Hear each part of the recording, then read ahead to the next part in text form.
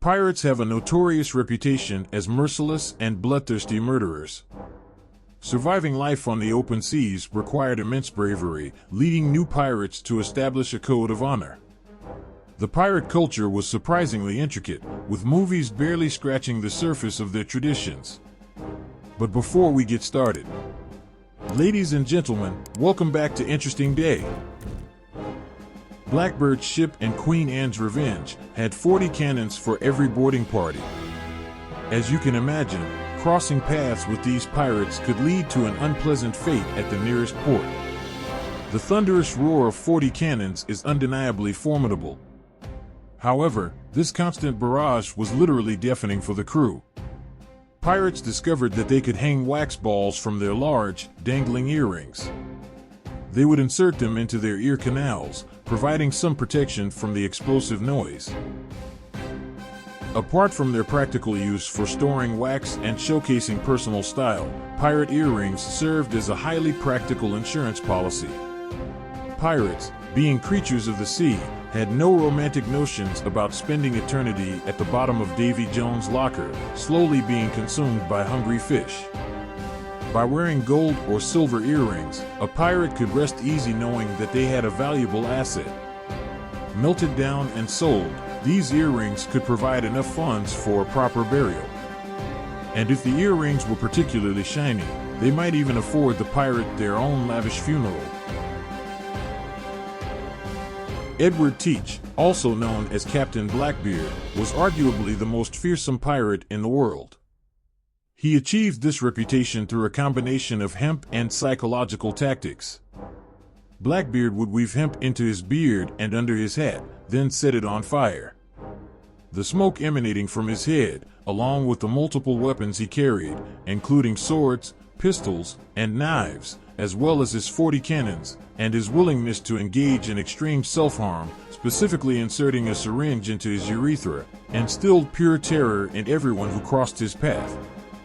He was a formidable adversary, and cutting him down was a priority for many. A lucrative venture for pirates involved capturing the right hostages. In 75 BCE, a group of pirates mistakenly captured Julius Caesar, who, unsurprisingly, was not the right target. When they demanded a ransom of 20 talents, equivalent to approximately $20,000 to $600,000, Caesar laughed and asserted that he was worth at least 50 talents. He entertained his captors with poetry, arranged for the ransom to be paid, and then crucified all of them. Living under constant threats of scurvy, tetanus, syphilis, gangrene, and bodily injuries, experienced pirates often appeared ragged. Some pirates had lost one or both of their eyes, while others donned iconic eye patches to enhance their night vision. If you've ever closed one eye to navigate in the darkness, such as when heading to the bathroom in the middle of the night, you understand the advantages of this practice. While it is easy to imagine pirates burying treasure on a tropical island, there was only one pirate who actually did it. Captain William Kidd of the Adventure Galley buried his loot off the coast of Long Island. Unfortunately for Kidd, this plan backfired when a treacherous acquaintance unearthed the treasure and used it as evidence to convict Kidd of piracy. As a result, Kidd was hanged twice and gibbeted. Pirates rarely buried their loot for good reason. The majority of their plunder did not consist of gold and jewels, but rather essential supplies such as food, alcohol, weapons, lumber, cloth, and hides, items commonly found on trade ships in the Atlantic. Pirates had every reason to sell their loot immediately, as poor Billy Kidd discovered too late.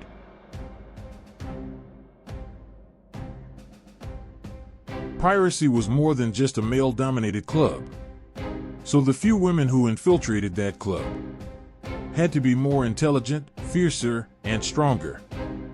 For instance, Annie Bonny served as the first mate and lover aboard the pirate ship Revenge, captained by the impressively named Calico Jack Rackham in 1720. Her friend, Mary Read, also served disguised as a man. Their pirate careers came to an end when their ship was captured and they were imprisoned, which Bonny blamed on Calico Jack. She cursed him after his execution, saying, "Sorry to see you there. But if you had fought like a man, you would not have been hanged like a dog." While there is some evidence suggesting that pirates occasionally used walking the plank as a form of psychological torment, there is not enough evidence to prove that it was a common practice. The concept of walking the plank originated not from reality, but from the popularity of pirate stories during the 19th century. Pirates found more creative ways to dispose of their victims. They were not opposed to torture, but most of them preferred efficiency. Quick and clean was their rule. In fact, there were other methods that could be considered even worse than walking the plank.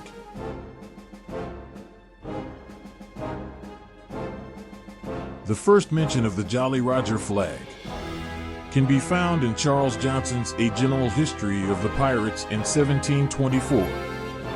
However, there were several different variations of it. Your alternative pirate flag could feature red skeletons, hourglasses, or men standing on skulls. The pattern here is clear. Blackbeard's flag, for example, had to be as bold as the man himself. He chose a skeleton toasting the devil while impaling a bleeding heart, as that was his style. The Jolly Roger flag that flew on pirate ships was terrifying long before it became a cliché. But the most feared flag at sea was red, not black. A ship hoisting a red flag was warning its enemies that no mercy would be given to any captured ship. Everyone on board would be mercilessly slaughtered. This flag was known as the Bloody Red. And if it was raised, sailors, even other pirates under attack, would often choose to abandon ship rather than face certain death.